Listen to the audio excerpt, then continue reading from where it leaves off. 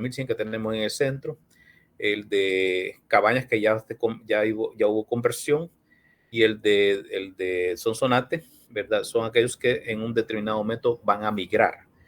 El problema del circuito de 35,000 voltios es que nació cuando estaba CLESA, allá por el 98, 2000, con el objetivo de dar digamos, un circuito de mayor capacidad, porque en ese momento, pues, AES Corporation tenía CLESA. Entonces ellos quisieron modificar, pero al final, pues, les salió demasiado caro. Entonces, ya no hubo una diversificación del circuito en toda la zona que ellos querían, sobre todo la zona de la refinería, de Acajutla, y toda esa zona querían hacerlo, pero ya no se pudo.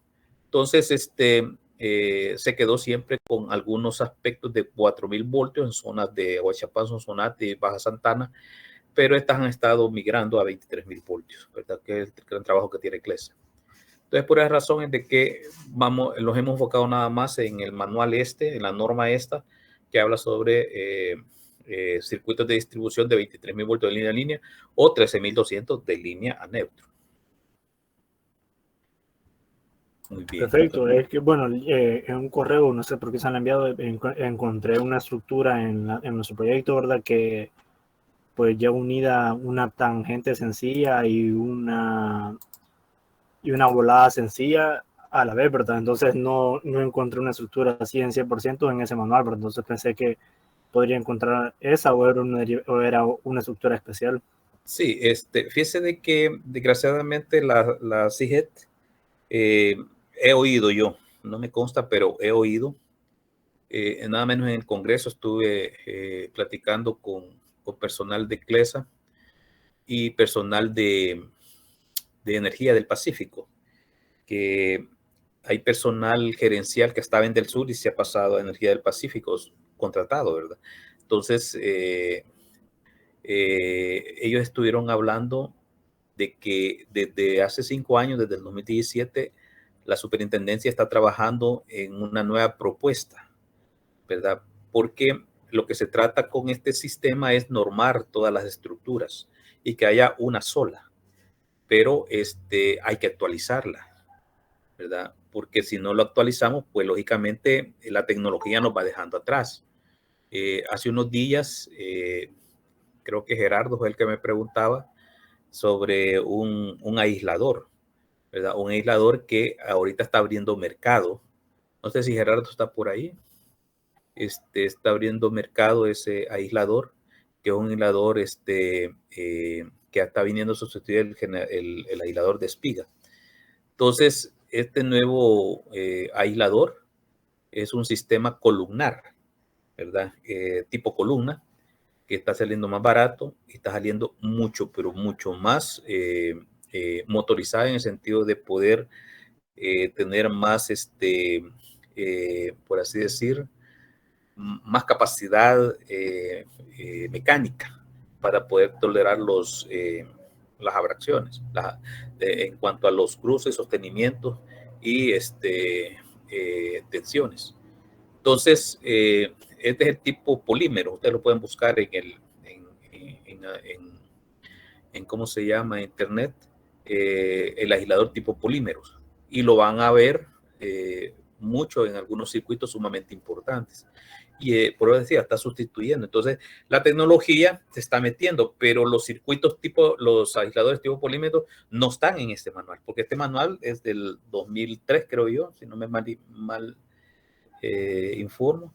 Y esto pues se ha mantenido con el tiempo, pero hay muchos cambios. Por ejemplo, los bancos de capacitores ya no son así, ¿verdad? Y son muy diferentes.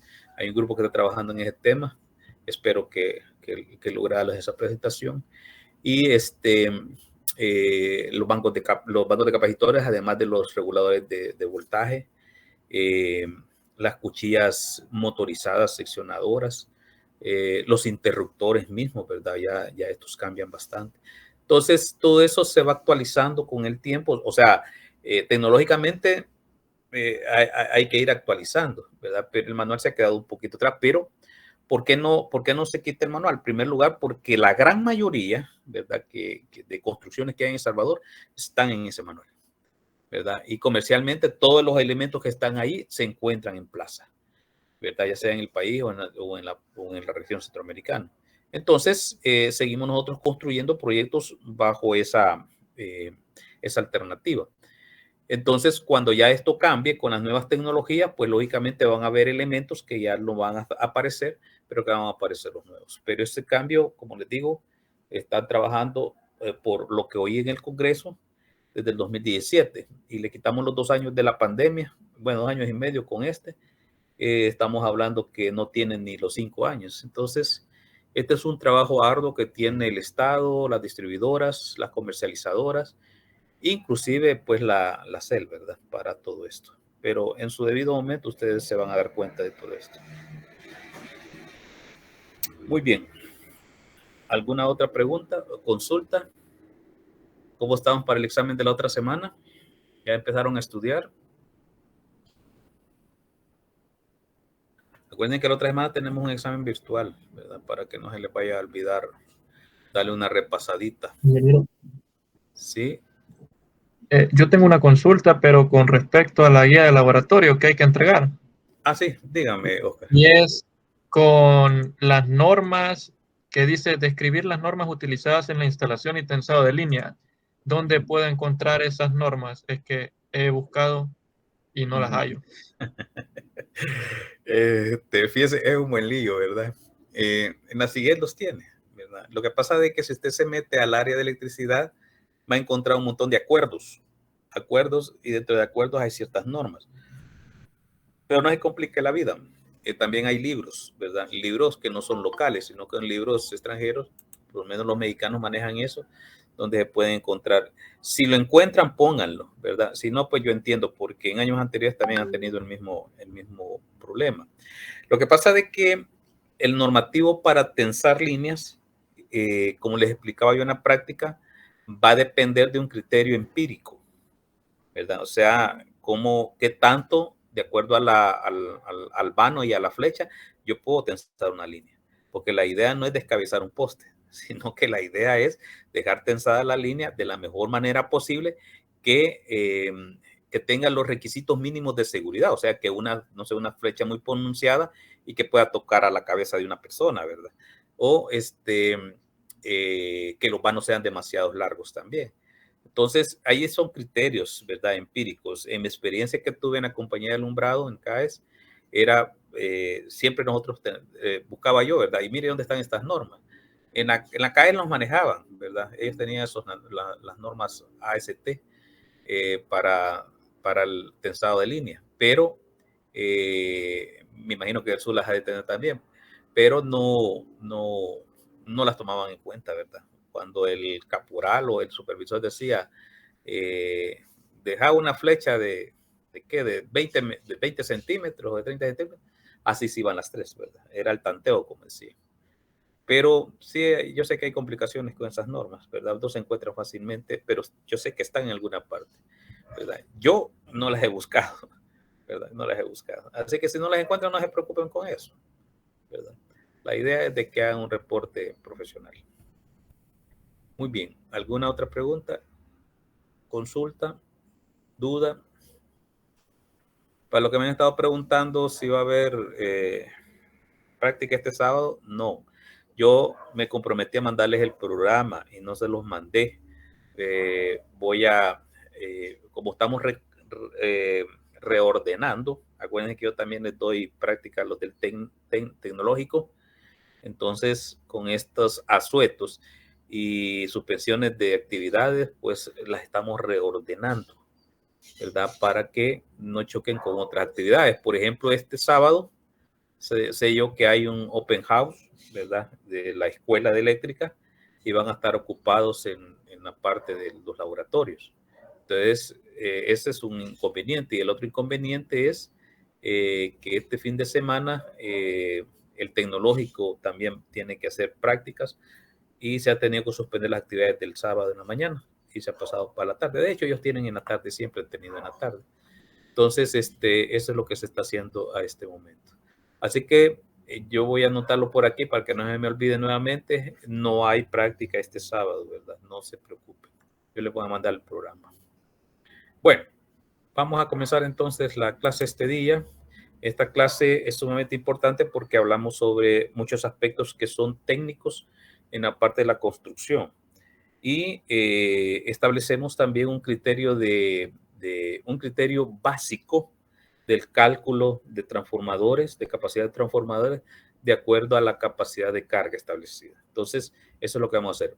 Lo que sí les quiero pedir es de que no pierdan de vista todos los factores de diseño que hemos visto, ¿verdad? Las estrategias de planificación, acuérdense de los algoritmos que hablamos, que vimos. Yo siempre les digo, no se queden con lo que está en clase, siempre averigüen un poquito más, ¿verdad? Con lo que les damos, para que ustedes se vayan abriendo campo en cuanto al conocimiento general de esta asignatura, que para mí es bien importante. Bueno, vamos a pasar entonces a la clase este día.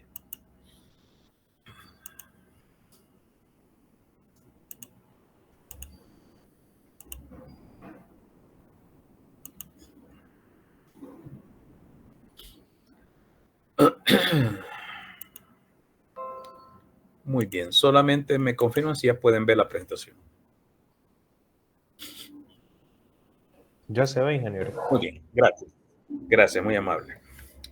Bueno, de acuerdo a digamos, al seguimiento que estamos dando a esta asignatura, nosotros no podemos dejar por fuera, digamos, las consideraciones propias que tiene la media tensión en cuanto a los elementos que son activos y los elementos que son pasivos. Dentro de todo esto está la conexión de lo que son subestaciones de distribución o transformadores, ¿verdad? Lo que nosotros estimamos, digamos, como una relación más amplia es cuando nosotros ponemos transformadores monofásicos que se derivan de conexiones de circuitos primarios trifásicos, ¿verdad? Si solamente es un transformador, pues lógicamente alimentamos con una sola fase del sistema trifásico hacia un transformador específico. Entonces, si nosotros vamos a poner un banco por las mismas consideraciones que se tienen de la necesidad de carga, podemos poner de 2 a 3 transformadores, estipulando, pues, lógicamente, la conexión que vamos a tener en el lado secundario. Cuando nosotros ponemos 2 transformadores, lógicamente estamos bajo cargas trifásicas que están conectadas en una relación de transformación de una delta abierta en el lado de la carga. Porque acordémonos que la distribución primaria, en el lado primario, es en estrella multiaterrizada. Entonces significa de que las consideraciones de carga tienen que definir la conexión en el lado secundario de un banco de transformadores o de una subestación. Entonces, ahí es donde nosotros tenemos que ver las conexiones que ya conocemos, ¿verdad? Las conexiones delta y las conexiones estrella, ¿verdad? No solamente la conexión delta puede servir, ¿verdad? También de acuerdo a las caracterizaciones de la carga, yo puedo tener también una estrella conectada en el lado secundario. Con esto yo aprovecho una fase más, ¿verdad? A 120 voltios en una conexión estrella, cosa que no lo logro con una delta, donde solamente tenemos 2 fases activas a 120 voltios en voltaje nominal. Entonces, cuando nosotros establecemos una conexión fija, ¿verdad? Aunque esto ya lo habíamos visto en un diagrama, podemos ver de que el lado primario va directamente al terminal de admisión que tiene prácticamente el transformador. Y ese es solamente en un solo transformador. Cuando nosotros hablamos de 3 transformadores, pues lógicamente cada uno de los transformadores va a admitir una conexión de cada fase del circuito primario de media tensión que tenemos. Y ojo con esto, cada transformador y cada conexión que se hace monofásicamente va a requerir un sistema de protección compuesto por un pararrayo de distribución y un cortacircuito, cada uno de ellos, ¿verdad? La clase anterior pues explicaba cuál era la razón de poner transformadores y cortacircuitos, no me acuerdo en qué clase, ¿verdad? Acordémonos también de que todos estos sistemas de protección sirven para proteger el circuito y también para proteger la carga. Entonces, aquí podemos ver, por ejemplo, en la conexión que tiene este banco, podemos ver de que en el lado primario es una estrella, miren, es una estrella. Aunque este diagrama es una estrella flotante, normalmente es una estrella aterrizada, porque lógicamente aquí está aterrizada. Y en el lado de la carga, ¿verdad? O sea, en el secundario del transformador, vemos que es una delta, miren. ¿Por qué? Porque aquí unimos este transformador, aquí unimos este transformador y aquí cerramos la delta. Entonces, en cada una de ellas, pues sacamos cada una de las fases.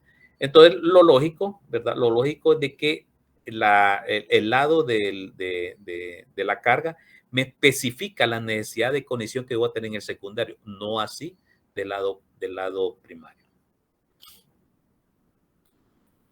Hablemos sobre algunos criterios de diseño, ¿verdad? Acordémonos también de que cuando nosotros tenemos una subestación eléctrica, hay que definir bien y hay que identificar bien el lado primario que está prácticamente relacionado con la distribución. Y el lado secundario, pues lógicamente alimenta las cargas. Ahora, existen dos problemas que son fundamentales a resolver con las subestaciones de distribución. Primero, la localización y la capacidad de ellas, de la subestación. Entonces, para la localización, pues lógicamente, esta tiene mucho que ver con lo que hemos estado hablando de la planificación, ¿verdad? ¿Dónde es el punto ideal para poner un transformador monofásico o una subestación? Lógicamente, un transformador no se va a poner si no hay cargas efectivas, o sea, cargas que me están demandando a mi potencia eléctrica.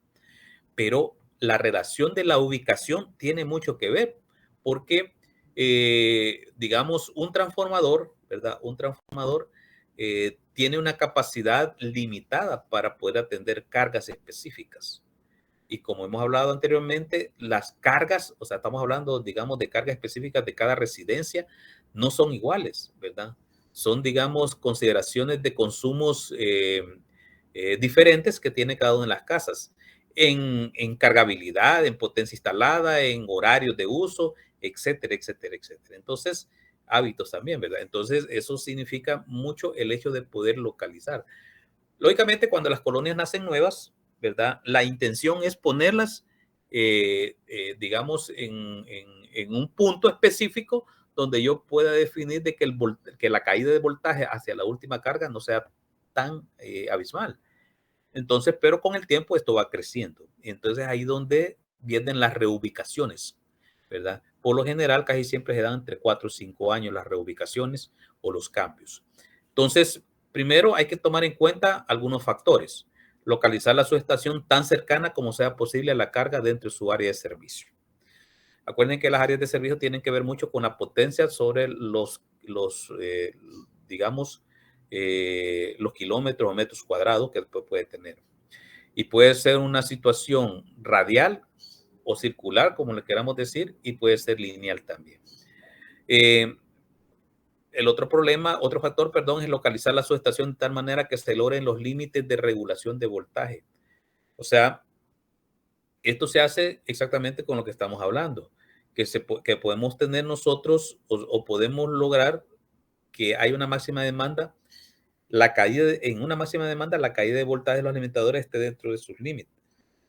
Nosotros establecíamos anteriormente de que, o hemos conocido que un valor aceptable máximo para no incurrir en gastos por caídas de voltaje puede ser un valor del 5%, ¿verdad? Pero si está dentro del rango entre 2 y 4, pues es mucho mejor, ¿verdad? Entonces, para que evitar pues caídas que pueden representar pues costos o gastos innecesarios. Después, la localización de la subestación. Bueno, la localización, primero, pues que haya acceso, ¿verdad? Para una reparación o para una emergencia que se puede tener. Y que los circuitos alimentadores entren fácilmente. Que no haya problema, que vaya a pasar por un bosque, por ejemplo, donde las ramas crecen y los están botando el circuito o los están creando perturbaciones. La subestación se debe ubicar en terrenos que permitan ampliar su estructura. Eso ya lo habíamos hablado también, pues si una subestación está, tenemos que tener la capacidad de poderla relocalizar para poder tener expansión. Cuando se tiene expansión de carga, puede tener alimentaciones también. Bueno, no debe producir afectaciones en casas, terrenos, eso es prácticamente de lógica. Aquí podemos nosotros determinar, digamos, algunos factores generales, ¿verdad? Lo que es la localización, la disponibilidad del terreno, los costos del terreno, la regulación del terreno, si ya hay subestaciones existentes, pues no la vamos a poner a la par de otra, ¿verdad? Sino que hay que contemplar pues alguna digamos, necesidad de distancia por las cargas que puede estar alimentando. La limitación de los circuitos alimentadores, cercanías, eso es muy importante, que estén cerca de los centros de carga, ¿verdad? No lo vamos a poner a 2, 3 kilómetros de la carga, porque entonces no tiene sentido, ¿verdad? La densidad de carga, cómo es el comportamiento de la carga, ¿verdad? Y los pronósticos de carga, cuánta carga yo puedo esperar dentro de 5 años, 10 años, 15 años, 20 años, ¿verdad? Son factores que son determinantes para la localización de esta subestación. En cuanto a la capacidad, fíjense de que yo he hablado mucho de que los transformadores monofásicos que más se instalan al sistema de distribución a 23.000 voltios son 50 kVA, basado en la densidad de carga por la capacidad en centros populares, ¿verdad? Colonias populares. Pero también les he explicado de que hay zonas de altos consumos, pero que son altos consumos individuales, en zonas de densidad de carga mucho más amplios, en el sentido de que, por ejemplo, hay zonas donde en una cuadra, en una manzana, pues una cuadra solamente hay 4 o 5 casas, cosa que si nos vamos a zonas populares, en una manzana pueden haber hasta 50 casas. Entonces ahí es donde se puede ver, digamos, en la condición del estrato de la vivienda, ¿verdad? Que puede ser una casa chiquita de 2 cuartitos, sala, comedor, 2 cuartitos, y otra residencia donde se pueden tener hasta piscinas, se pueden tener casas de doble piso, terrenos de deportes, etcétera, etcétera. Entonces, para la capacidad de distribución se determina considerando los siguientes factores: la necesidad de satisfacer la máxima demanda actual y considerar el crecimiento futuro del escenario en menos de 5 años. Es lo que les acabo de explicar. Es necesario ver o considerar, pues, de que sabemos de que en 5 años posiblemente ese transformador de 50 kVA ya no dé abasto. Entonces hay que poner 2 transformadores, ¿verdad? Por las cargas que están emergiendo y que están creciendo en la zona. La conveniencia de que el área servida para la subestación no sea lo más compacta posible. O sea, dar un valor razonable, pues, dentro de la densidad, para la densidad de carga en los kVA por kilómetros cuadrados que se pueden tener. Además, la capacidad de subestación se relaciona con su ubicación mediante los conceptos de una forma cuadrada, ¿verdad? Lo que pasa, ¿por qué se toma esto como consideración apropiada? Primero, porque las cuadras aquí no son redondas, sino que son cuadradas, en el mejor de los casos. Porque ustedes van a decir, mira, aquí hay una cuadra que está cuchillada, es triangular, ¿verdad? Y tiene razón, ¿verdad? Pero en el mejor de los casos se toman como consideraciones de áreas cuadradas. Para el cálculo eléctrico en red de distribución, pues lógicamente, acuérdense de que si nosotros recordamos todo lo que hemos visto, hemos venido mencionando, ¿verdad? Toda aquella planificación. Pero acuérdense también de que hoy en día echamos mano de la tecnología. Entonces, un programa, ¿verdad? Un programa que me puede, porque existen muchos programas para poder nosotros planificar, para poder nosotros diseñar circuitos de primarios. Son caros, por supuesto, ¿verdad? Ni la Universidad Don Bosco los tiene, ni ninguna universidad, me consta a mí, los tiene, pero las empresas distribuidoras sí los tienen. Entonces, los sistemas de planificación tienen estos sistemas digitales, o sea, programas, software, ¿verdad? Que le ayudan para poder hacer conversión bajo una planimetría geográfica, el poder yo planificar, ¿verdad? Consideraciones digamos, del terreno que se puede tener satelitalmente se miran, y el programa me puede dar a mí la alternativa de poner ciertas estructuras o los lugares más adecuados donde se puede ir, considerando, digamos, que la zona es conocida, ¿verdad? Porque hay veces algunos programas no reconocen, ¿verdad?, las zonas, y solo reconocen o están programadas para reconocer zonas urbanas y no zonas rurales. Entonces, todo eso hay que tenerlo muy claro, ¿verdad?, para el cálculo eléctrico en la red de distribución. Pero también acordémonos de que para el cálculo eléctrico, a pesar de que tengamos todo este apoyo tecnológico, están también todos los métodos tradicionales, ¿verdad?, que nosotros podemos mencionar. En las empresas distribuidoras existen muchas personas que tienen años y años de estar construyendo circuitos de distribución eléctrica establecidos a través de un método tradicional, ¿verdad? Existen libros, existen normas que son apropiadas también y que se deben de tomar en cuenta a la hora de poder hacer un cálculo eléctrico. Pero para esto, ¿verdad? Para esto hay que tomar en consideración los siguientes aspectos. Primero, la caída de tensión. Fíjense que la caída de tensión la menciona cada rato porque es plata, ¿verdad? A pesar de que lo trasladan a tarifa, pues nosotros siempre lo pagamos, pero es plata. Y entre menos caída, menos pérdidas tengamos en distribución, pues menos pagamos, ¿verdad? Segundo, el calentamiento de los conductores por efecto Joule, posibilidad de sobrecarga en las líneas. O sea, todos estos efectos hay que tomarlos muy en cuenta para el cálculo eléctrico. ¿Por qué? Porque un conductor que yo diseño y pongo con el tiempo, si hay sobrecargas en las líneas, pues lógicamente esa línea ya no me va a aguantar. Entonces hay que ver a futuro una planificación, una programación de acuerdo a la densidad de carga que yo pronostico para ver si el conductor puede soportar ese aumento de carga.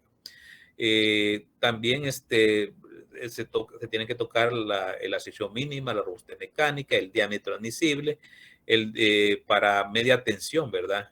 Y el diámetro admisible para conductores sujetos a solicitaciones de cortocircuito, o sea, cuando hay falla, ¿qué tanto puede soportar? Aunque sabemos nosotros que el efecto de falla en electricidad es bien mínimo, son tiempos mínimos, ¿verdad? Porque una corriente de falla está buscando tierra, entonces se dan conceptos, pero ¿qué tanto el conductor que tolera o soporta ese paso de la corriente? Tengo que tener la seguridad que no me va a dañar ese conductor. Para el cálculo eléctrico, también por el método tradicional, pues hay que tomar en cuenta, digamos, para la caída de tensión, dos cosas, lo que es un cálculo preliminar y un cálculo de verificación, ¿verdad? O sea, este es el cálculo empírico. Para el cálculo preliminar, dice que se parte de las cargas en potencia y factor de potencia y del punto de alimentación en un voltaje determinado. Con esto, pues yo puedo calcular el calibre, ¿verdad? El calibre del conductor y puedo evaluar la caída de tensión. Eso me ayudaría mucho para poder definir, digamos, cálculos. Y sobre todo lo que más le interesa a las compañías distribuidoras, el cálculo económico. El cálculo de verificación, ¿verdad? Aparte de ver qué conductor es el que se va a determinar y de las corrientes que van a circular por cada conductor seleccionado, se vuelve a definir pues la caída de tensión en cada punto de red donde tengan cargas conectadas, ¿verdad? Porque a pesar de que sea un circuito primario que le está dando a cargas industriales, la caída, ¿verdad? Va a depender de las distancias, pero también va a depender de la calidad de servicio que está dando en la zona. Lo lógico es que ese circuito debe tener capacidad, ¿verdad? Con menos caídas para poder alimentar. Por eso es que hay veces son distribuciones radiales, ¿verdad? Que podemos nosotros alimentar de 2 puntos específicos, alguna carga específica donde tengamos mínimas caídas de tensión. En cuanto a la alimentación de la carga, pues lógicamente, acuérdense que nuestro sistema es aéreo. Muy poca distribución hay subterránea. ¿Y cuál es la distribución que hay subterránea? Cuando nosotros hacemos una derivación de una cometida hacia un cliente específico que se le está dando en media tensión, ¿verdad? Pero nuestra distribución es aérea en forma general. Lógicamente, aquí se ponen muchos aspectos de electricidad, como es la resistencia, como es la reactancia inductiva. Acuérdense que los conductores son cargas inductivas, ¿verdad? Y que lógicamente lo que se trata es de que en cada conductor, en cada fase, la corriente sea lo más balanceado posible, ¿verdad? Sea lo más balanceado posible. Pero cuando hay derivaciones de cargas monofásicas, cuando hay un circuito, una fase que le está dando una carga monofásica, entonces ahí el desbalanceo se va perdiendo. Métodos para la regulación de voltaje. Va, miren, fíjense cómo es la cuestión esta. Imaginémonos que aquí tenemos el lado primario y aquí tenemos el lado secundario. Pero en el lado secundario, si nosotros ponemos, aunque aquí es una subestación trifásica, pero si nosotros tenemos solo clientes residenciales y la derivación es monofásica, los transformadores tienen un gobernador de derivación, que normalmente le llaman TAP, TAPs, que tiene 5 posiciones.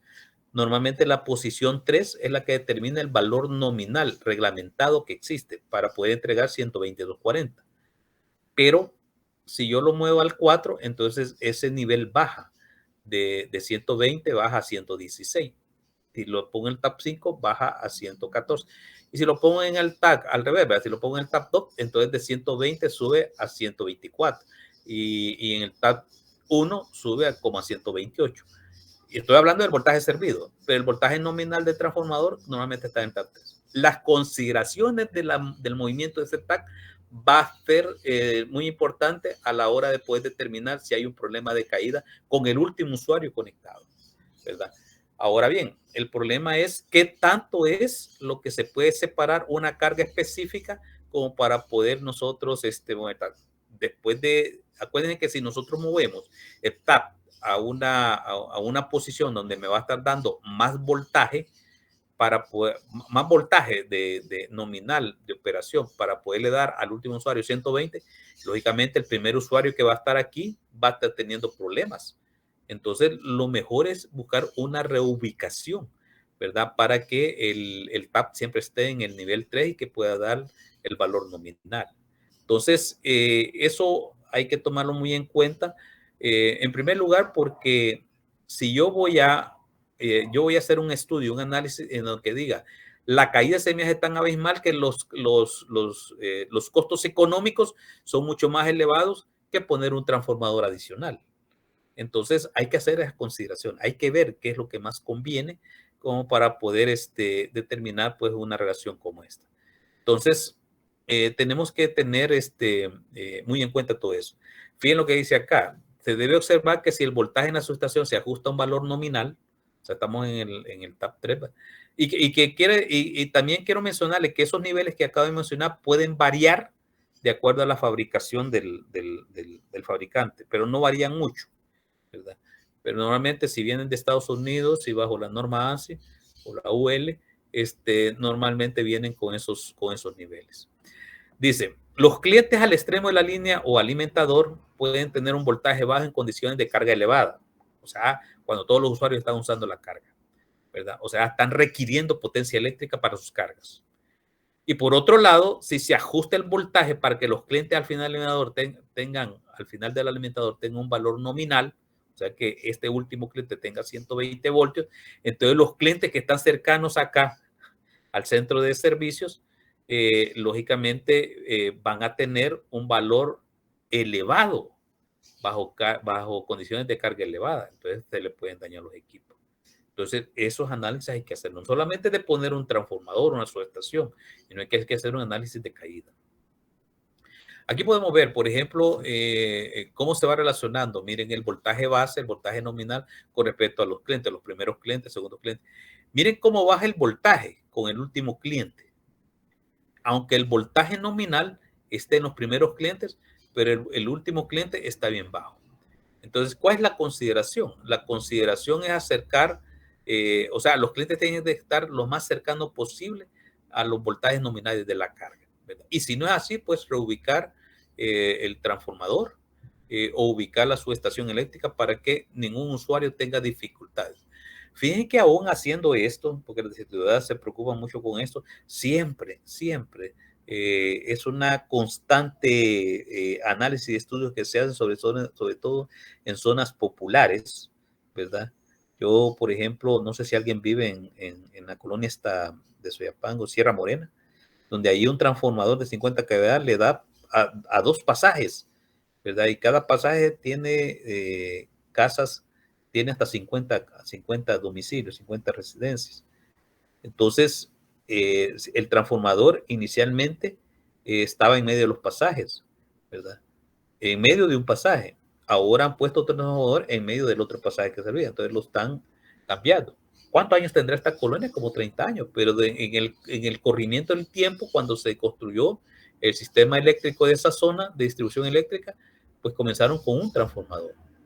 Ahora me han dicho, no sé, lo que ven ahí pueden ser ciudades, me dicen que hay hasta 4 o 6 transformadores por pasaje, dice. No sé si realmente eso es cierto, ¿verdad? Pero la idea es mantener en el TAPS nominal los transformadores para que ninguno de los usuarios, ya sea el final, el último o el cercano al centro de transformación, sufra consecuencias por un alto voltaje o un bajo voltaje. Los transformadores son estos, mire, cada uno de los elementos, todos los elementos que están instalados en un circuito primario, donde hay conductor primario, ¿verdad? Podemos ver algún tipo de elementos como estos, ¿verdad? Que también representan pues caídas de voltaje y pérdida. La transformación, al transformar voltaje primario y voltaje secundario para conectar al conductor secundario, hay pérdidas intrínsecas, ¿verdad? En cada transformador. Tenemos los transformadores de subestación. Este es un transformador monofásico, un transformador trifásico. Y estos son los famosos reguladores de tensión, que lo que hacen es que regulan la tensión, pero del lado primario, ¿verdad? Estos no son reguladores secundarios, son del lado primario. Entonces, estos mejoran grandemente, digamos, la condición del voltaje de la zona, ¿verdad? O del circuito, perdón, ¿verdad? Para que las caídas no sean tan abismales. Muy bien, no sé si hasta aquí hay alguna pregunta o duda que podamos tratar antes de seguir con la clase.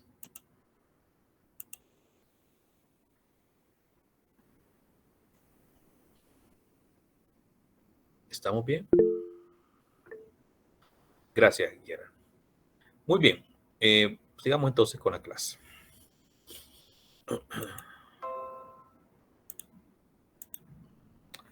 Bueno, hoy vamos a hablar sobre los lineamientos generales para el diseño de instalaciones eléctricas en media tensión. Miren, ¿cuáles son los requisitos mínimos para poder necesitar una línea de distribución eléctrica particular? Ya, recuerden que las empresas distribuidoras son privadas. Todos estos requisitos que voy a mencionar son reglamentarios y ustedes deben de tomarlos muy en cuenta si se van a dedicar ustedes en esta área en su profesión. Primero dice, utilizar postes de concreto pretensados y centrifugados. Ya sabemos eso, ya hablamos mucho de esto, ¿verdad?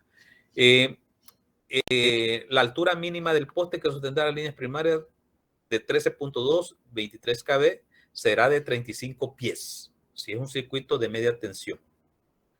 Solamente se utilizarán materiales galvanizados en caliente primera calidad. Galvanizados, ¿por qué? Para que la corrosión no se coma antes el herraje, ¿verdad? Y que pueda ser durable. 3. Se debe utilizar remates preformados. Ya ustedes ya conocieron los remates preformados para los conductores primarios y secundarios. Hay que usar varilla preformada para blindaje de 44 pulgadas de largo en los apoyos. O sea, cuando hay digamos, una línea primaria de capacidad grande y la línea de alguna forma va a sostener un elemento, como en este caso que puede tener un elemento de montaje o un elemento sostenedor, ¿verdad? Lo más importante es que si esa línea, ese circuito es largo, ¿verdad? Hay que poner una varilla preformada. Normalmente en el medio le dicen camisa, ¿verdad? No sé por qué le dicen camisa, pero es una varilla preformada que se pone para poder garantizar que en ese apoyo, si la línea en determinado momento sufre alguna insolación por viento, por sismo, por cualquier cosa climática, pues no se vaya a romper. Las líneas de distribución, fíjense, todo esto es norma. Las líneas de distribución secundaria, o sea, las que están abajo del transformador, se construirán con cable de aluminio forrado y calibre de acuerdo a la capacidad del transformador, ¿verdad? También se puede ocupar el AWG, que es cobre forrado. Pero para cuestiones económicas, pues se ocupa bastante de aluminio forrado. Entonces recomiendan que si el transformador está entre 10 y 25 kVA, el conductor sea número 2 WP. Si el transformador es de 37.5 a 50 kVA, que sea 1/0 WP. Y si es de 75 kVA 4/0 WP. ¿Verdad? Esta norma también es viejita porque ya hay transformadores de 100 kVA, pero en ese caso se sigue poniendo el 4/0, aunque no lo mencione la norma. El calibre mínimo del conductor para línea primaria, fíjense, para línea primaria, es el número 2 ACCR, o sea, un conductor digamos, de aluminio, con hilos de aluminio, pero con alma de acero. Ese es para las líneas primarias, o sea, media tensión. Para las bajadas del transformador, o sea, la bajada significa donde están los terminales secundarios y bajan a la red secundaria, se utilizará el conductor cobre con aislamiento para alta temperatura del tipo THHN, calibre de acuerdo a la capacidad del transformador. Y aquí vamos a poner de 10 a 25 kVA. Normalmente este es el que ocupamos nosotros, de 37.5 a 50, o sea, el número 2/0. ¿Verdad? Ahora, si es de 75 kVA o de 100 kVA, pues sería el 250 MCM, o sea, es mucho más grueso. Además, dice que la utilización de transformadores de 75 y 100 kVA será coordinado con la compañía distribuidora local.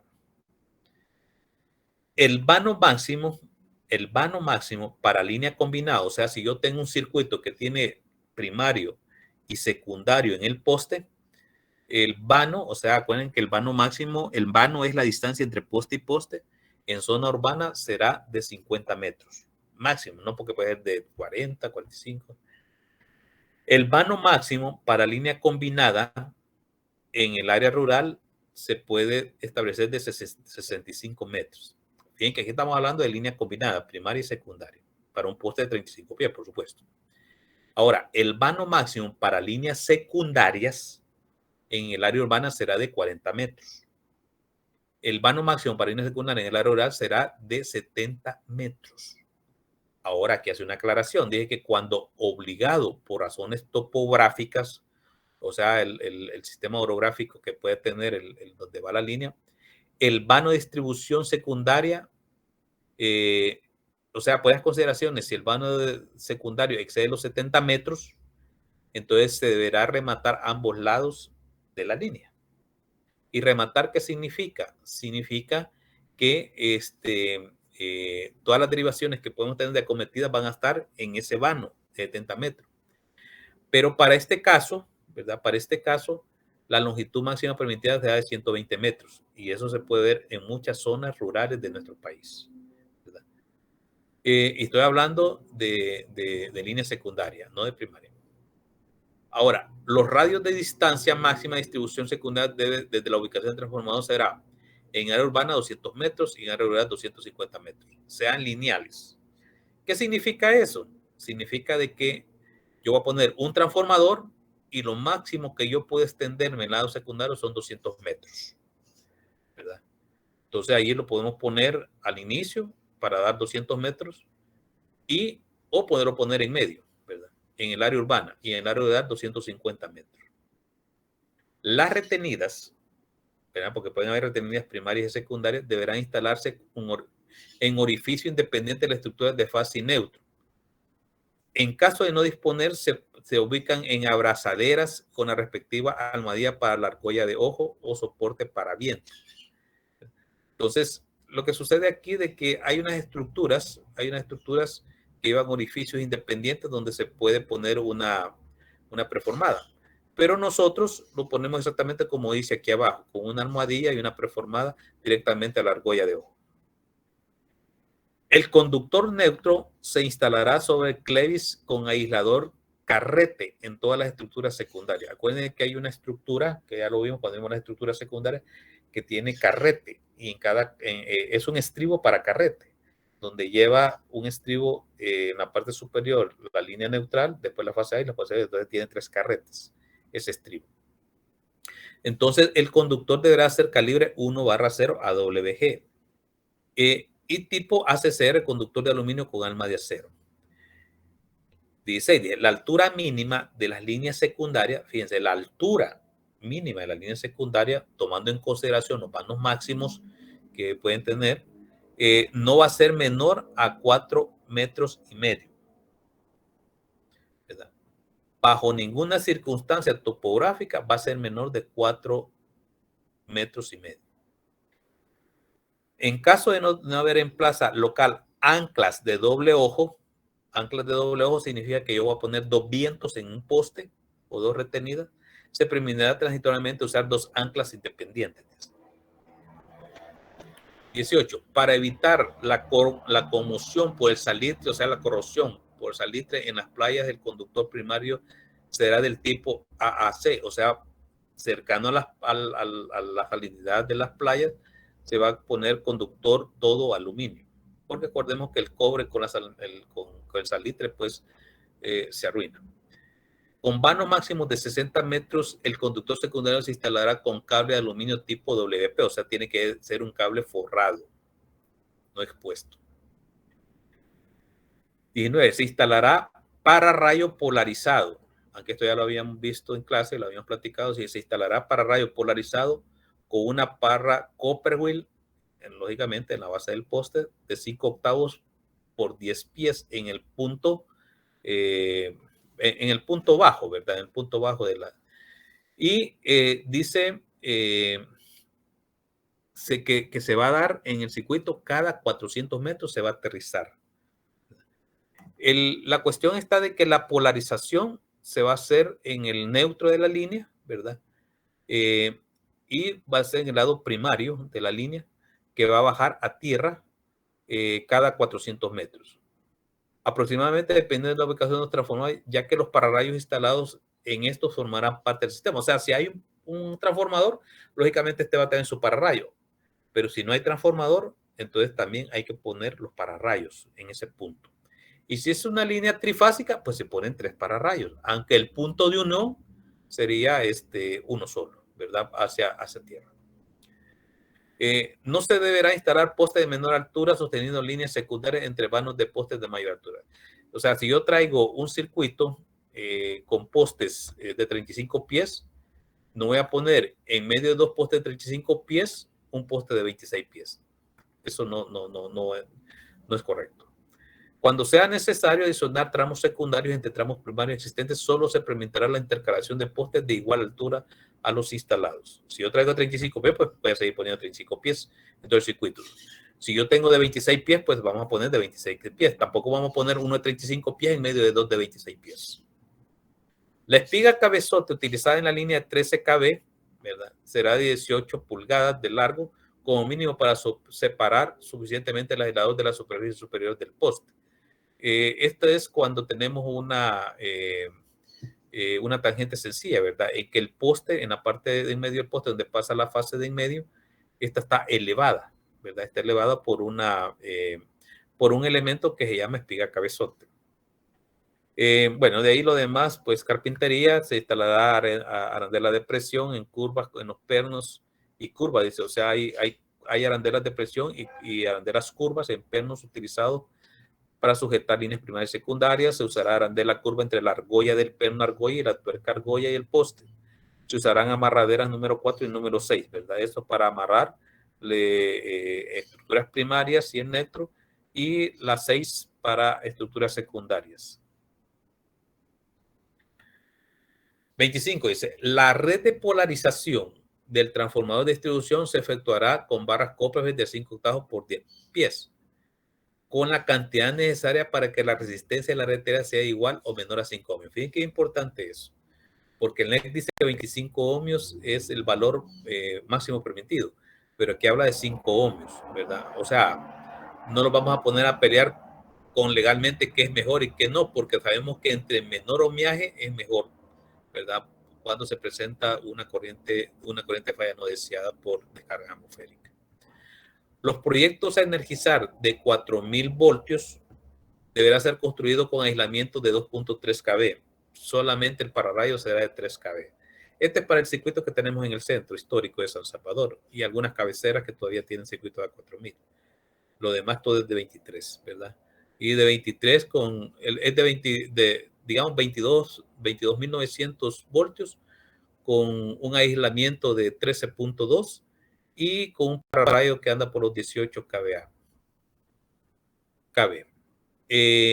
Para la protección de la polarización de los transformadores se utilizará tubería con, o sea, la polarización es aquella que baja del pararrayo en el poste, esa línea de cobre que baja a agarrar la barra Copperwheel. pues ese cobre que viene para abajo, para evitar que se lo roben, ¿verdad? Se pone dentro de una tubería de media pulgada de diámetro, ¿verdad? Y de 3 metros de longitud. Y la vamos a sujetar con cintas de vía tipo bandit de media pulgada de ancho, amarradas al poste. Así el que lo quiera robar, pues le va a costar porque tiene que romper la tubería para llevarse el cobre.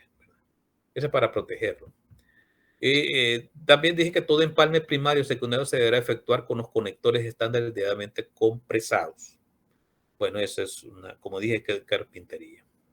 Estos son todos los lineamientos, o sea, los requisitos mínimos o lineamientos generales para el diseño de instalaciones eléctricas que se deben de cumplir al pie de la letra lo mejor que se pueda.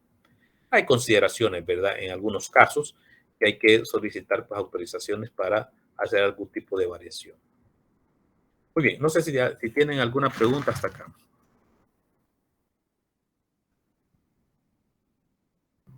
No sé si hay alguna pregunta hasta acá que podamos tratar. Gracias, Oscar. Estas son condiciones, puedo decir que son condiciones generales que debemos de conocer, ¿verdad? ¿Por qué? Porque no sabemos a qué los vamos a enfrentar en el terreno. Y eso va a depender. Acuérdense que a usted le van a dar un terreno árido y métale el circuito, le van a decir. Y todo lo que hemos visto en toda esta clase son las consideraciones que usted debe tomar, ¿verdad? En cuenta. Lo más fácil es que la empresa distribuidora le dé todo cocinado, ¿verdad? Y usted como trabajador independiente, pues lo haga. Así es, chivo, porque ya le da todo cocinado, planos y todo. El problema es comenzar de cero. Ya, mira, ahí está el cerro y yo quiero que pase una línea ahí. Entonces ahí empieza todos estos detalles que estamos hablando hasta este día. Bueno, como último tema, ¿verdad? Me he tomado el tiempo para darles a ustedes los pormenores cómo poder calcular un transformador de acuerdo a la carga específica. Fíjense bien lo que les voy a decir. El reglamento de operaciones aquí en el país determina, o sea, hace una opción de diseño que todavía está que todavía crea polémica, porque cuando usted va a construir una colonia, perdón, cuando usted va a meter circuitos en una colonia nueva, usted tiene que calcular, usted no sabe cuánto va a ser la carga instalada que va a tener cada casa. Entonces, el reglamento interno de operaciones dice que para efectos de preliminar de cálculo para dimensionar su línea, usted va a considerar cargas específicas por casa de 1300 watts o 1.3 kilovatios por casa. Esto es, como dije, es una polémica, porque usted me puede decir, mire, la plancha es esa carga y tiene toda la razón. Pero el reglamento así está. Voy a repetir esto para que quede claro. A usted lo contratan para poder poner los postes y poder calcular la capacidad de los transformadores y la cantidad de transformadores que va a poner en un circuito que va a entrar en una colonia nueva. Imaginémonos que sea Altavista. Vamos a electrificar, a meter postes y circuitos para 200 casas, por decir algo. Pero usted tiene que tener el insumo por casa para poder dimensionar los transformadores y las líneas, ¿verdad? Y el circuito. El problema es de que usted, si es una colonia nueva, usted no sabe cuánta es la carga que va a representar esa casa. Entonces, el reglamento de operación determina que usted debe considerar 1300 watts por casa. Se habla en zonas populares. Entonces, así trabajamos. Entonces, bajo ese concepto, nos proponen esta fórmula para calcular los transformadores. Dice que los kVA de un transformador va a estar calculado en un sistema monofásico trifilar, porque en el transformador le va a dar dos fases, fase A y fase B. Sería la corriente de la fase A más la corriente de fase B por el voltaje nominal, que son 120 voltios, más el factor de seguridad, que es el 25%, y todo esto dividido entre 1000. ¿Sí? Pero para poder encontrar las corrientes, ¿sí? para poder tener las corrientes, necesitamos nosotros determinar la potencia, y la potencia es voltaje por corriente. ¿Sí? Entonces, tomando como potencia por casa, lo que es el reglamento de operación, de 1300 watts por casa. Sería 1300 kilos, o sea, 1.3 kilowatts, y lo queremos ver así. Entonces, imaginémonos aquí. Vamos a dimensionar la capacidad del transformador para 8 casas. ¿Sí? Para 8 casas. Entonces, la potencia total serían 2300 watts por 8. O 1.3 kilovatios por 8 casas. Nos da 10.4 kilovatios. Ya tenemos la potencia. Y si tenemos la potencia y tenemos el voltaje, lógicamente, bueno, y como son 2 circuitos, la mitad de 10.4 sería, por circuito balanceado, serían 5.20 kilovatios por fase. ¿Sí?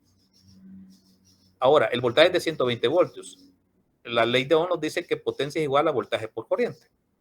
Entonces, si yo quiero la corriente, el voltaje lo paso al otro lado a dividir la potencia. Y yo tengo aquí 5.2 kilovatios o 5200 watts. Aquí hay que arreglar eso. 5200 watts entre 120, pues me da 43.33 amperios por fase. Fíjense bien, por fase. Entonces, vengo yo y le meto los valores aquí por fase.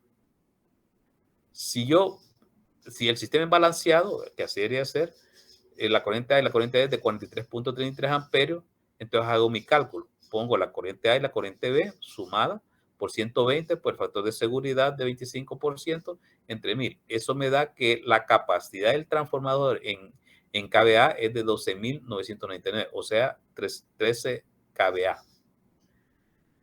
Pero no tenemos transformadores de 13 kVA, por lo tanto vamos a seleccionar el inmediato superior, o sea, el valor comercial, sería 15 kVA. Estos 15 kVA es para darle a estas 8 casitas en su primera intención de poder operar. O sea, las casas no tienen nada en este momento, porque es colonia nueva. Para este tipo de transformador, vamos a necesitar, de acuerdo a tablas, conductor WP, ¿verdad? Que en tablas lo seleccionamos con calibre número 2. Y para el primario, ¿verdad? El ACCR, digamos, tipo Sparrow, puede ser Penguin. Hay una tabla ahí y los nombres de los ACCR casi son nombres de pájaros, pero nombres en inglés en pájaro. Pero lo más importante aquí sería el número 2. Y para el neutro sería el ACCR número 1/0. Esto es por tabla, lo sacamos por tabla de acuerdo a esto y de acuerdo a la corriente. Ahora, todo esto tiene que estar normados, regulados y aceptados por la compañía distribuidora de la zona, en este caso del sur o de CAES, que es las mismas normas que tenemos en SIGINT. Ahora bien, si ustedes van a hacer un cálculo, yo los invito a que hagan un cálculo. No he hecho todavía, no he preparado el examen, pero les puedo poner a hacer un cálculo para 200 casas, ahí en la colonia Altavista. Entonces te saquen primero, si al hacer ese cálculo, aquí les da, por ejemplo, qué sé yo, 600 kVA. Entonces ustedes van a decir, vamos a poner 12 transformadores de 50 kVA, considerando que se ponen transformadores de 50 kVA en zonas populares. ¿Sí? Le vamos a poner 12 transformadores de 50 kVA. 12 por 50 los va a dar, entiendo que 600, ¿verdad? Entonces, y bajo ese aspecto, ya puedo yo saber cuántos transformadores y de qué capacidad voy a poner en zonas populares. Pero lo más importante es este valor, ¿verdad? Ahora bien, fíjense, si estamos haciendo un diseño con 1300 watts por casa, entonces lo lógico significa de que este transformador que hemos calculado aquí de 15 kVA, con el tiempo las casas vienen, se compran, se habitan y empiezan a crecer las cargas. Entonces quiere decir que en 5 años este transformador ya no va a ser de 15 kVA, va a ser un transformador de 50 kVA o pueden ser 2 o 3 transformadores de 50 kVA. ¿Estamos claros entonces cómo calculamos los transformadores para un proyecto eléctrico?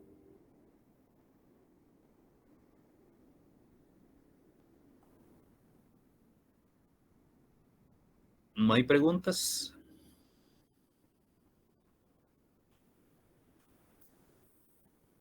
Todo claro. Y finalmente, vamos a hablar sobre las especificaciones técnicas generales para la construcción de la línea de distribución. Anteriormente estamos hablando de los lineamientos, que son normas. Ahora vamos a hablar de las especificaciones técnicas. ¿Qué es lo que se hace en un proyecto? Aquí vamos a ir hablando paso por paso. Especificaciones técnicas para la construcción de una línea de distribución. Primero, el primer paso es estaqueo de línea. Estaqueo de línea, ¿qué significa? De que en un lugar donde en una zona árida donde yo voy a poner una línea de distribución, primero voy a poner estacas de acuerdo a una planimetría que he hecho con la gente que va a construir las casas y la zona urbana. Voy a poner estacas en los lugares donde yo considero que van a ir los postes. Entonces, es la ubicación del sitio de construcción de postes y anclas en el proyecto señalado normalmente por estacas. En algunas ocasiones se pintan de color llamativo, color rojo o amarillo. Ya el que está construyendo acera, casa y todo sabe que en esa estaca que está pintada con rojo o amarillo va a haber un poste. Primero es el estaqueo. El empotramiento. El empotramiento dice deben de ser suficientemente amplios para permitir el uso de apisonador. Cuando ya pongo el poste y estoy poniendo sabemos nosotros, tenemos que saber hasta qué profundidad podemos construir el poste. Acordémonos de que no todos los terrenos van a ser rectecitos, ¿verdad? Aunque pasemos un tractor ahí. Van a haber terrenos que por la misma condición pueden ser inclinados, ¿verdad? O pueden ser que pueden estar bastante verticales los terrenos. Entonces, lógicamente, hay que tomar en cuenta eso para la profundidad del poste, para el empotramiento del poste. Aquí le pongo las alturas, las alturas más de los empotramientos. Pero también hay una norma específica que dice que se apertura un agujero del 10% de la longitud del poste más 2 pies más. O el 10% más 60 centímetros más, ¿verdad? Esto queda sin efecto, ya que aquí no utilizamos postes de madera, ¿verdad? Dice que los postes deben quedar bien alineados. Cada poste debe quedar y mantenerse a plomo, o sea, rectecito. Después de colocados y alineados debidamente los postes, los huecos se rellenarán de material adecuado y serán bien apisionados. O sea, se pone el poste y está plomo, entonces hay que apisionarlo alrededor, ¿verdad? Con capas de no más de 15 centímetros de espesor, dice. Y normalmente se ocupa el material extraído. El constructor se encarga de que en el lugar que se instaló la unidad quede limpio. O sea, usted va a abrir un hoyo, va a poner un poste, pero usted deja limpio. Eso es una responsabilidad. En aquellos casos que se requiera más de un poste en la misma estructura, si el terreno tiene desnivel, lógicamente será necesario poner 2 postes a diferente altura. O sea, imagínense que sea un muro que termine el último poste y de ahí hay un muro de 2 o 3 metros. Entonces, en la bajada, ya usted va a poner otro poste, aunque el vano sea corto. Eso es para bajar la línea, ¿verdad? Y no que la línea vaya a topar al vértice del muro. Entonces, por eso se ponen esos 2 postes.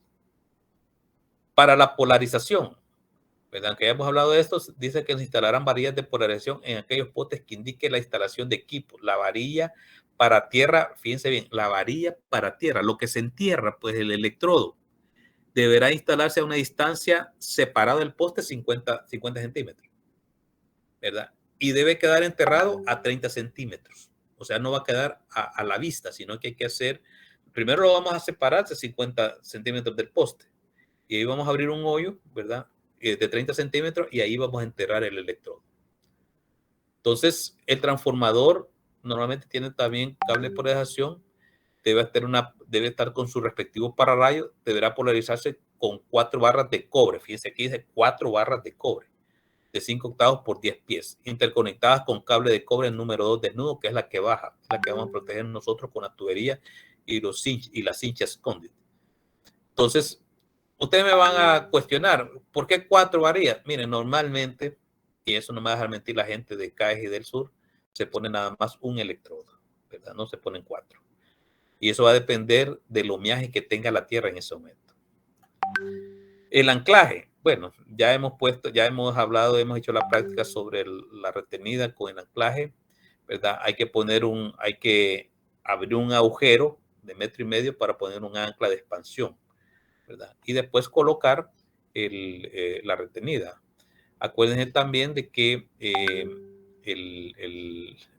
digamos, el ancla no debe salir más de 15 centímetros, ¿verdad?, de la tierra.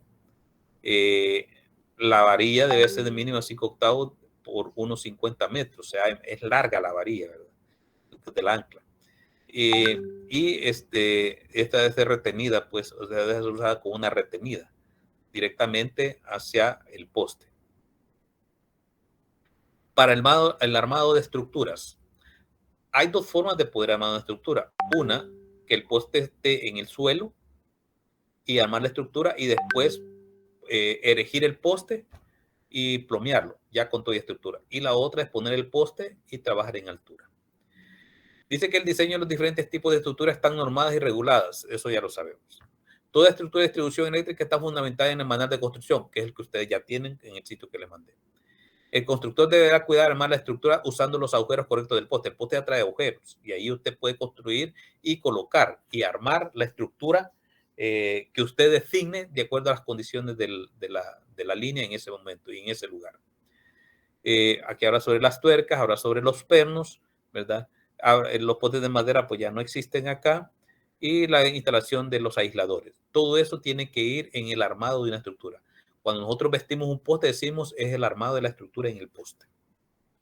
Además, si nosotros por alguna razón necesitamos hacer una modificación en una parte metálica de la estructura, pues se recomienda que se pinte, que se use pintura anticorrosiva, ¿verdad?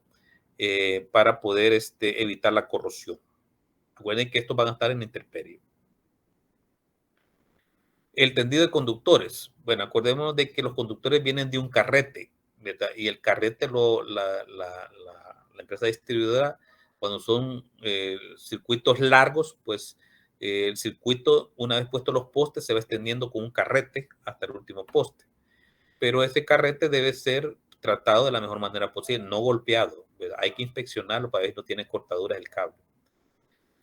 También hay que verificar, hay que ver que el conductor, cuando ya se saca del carrete, no debe ser arrastrado por el suelo ni golpeado, ¿verdad?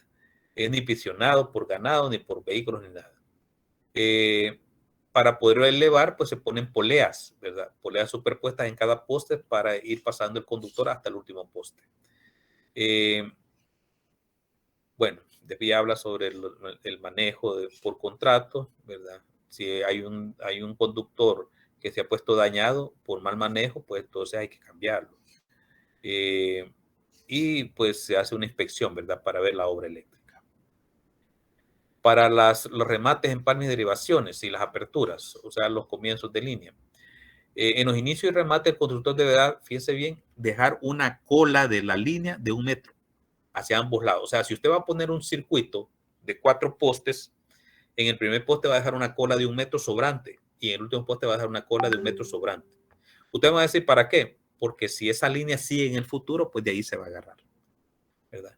No se deja exactamente, no se corta exactamente donde está la estructura, a menos que la línea diga aquí va a rematar y aquí para allá ya no hay nada, porque ahí está el océano, ¿verdad? O está el volcán. Y ese remate sirve para hacer los puentes en otro circuito que puede nacer ahí o puede llegar a terminar ahí. Todos los empalmes y reparaciones deberán quedar a más de 7.5 metros de la estructura. No se usarán empalmes ni reparaciones en vanos mayores de 2. Si el vano es de 200 metros, ahí no se pueden unir líneas. Tiene que ser una línea sin cortes. Los empalmes de conductores se efectuarán con conectores de compresión, o sea, los que están regulados, los chicles regulados, ¿verdad?, para poder poner las líneas, sea secundaria o camisas en el lado primario.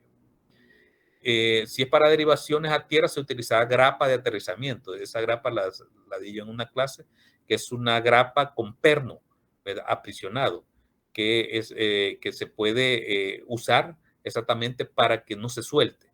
Es de acero galvanizado. No podrán hacerse más empalmes por conductor. O sea, si el vano ya tiene un empalme, no le vamos a estar poniendo otro empalme. O sea, si su acometida llega a cortarle la luz y le llega a poner un chicle y el otro mes le vuelven a cortar la luz, ya no va a poder tolerar 2 chicles. Entonces hay que cambiar la acometida y se la van a cobrar a usted. Los conductores y grapas deben ser apretados debidamente. Bueno, eso sabemos por regla que así sea. Ahora, finalmente, pues lo que es el derecho de paso.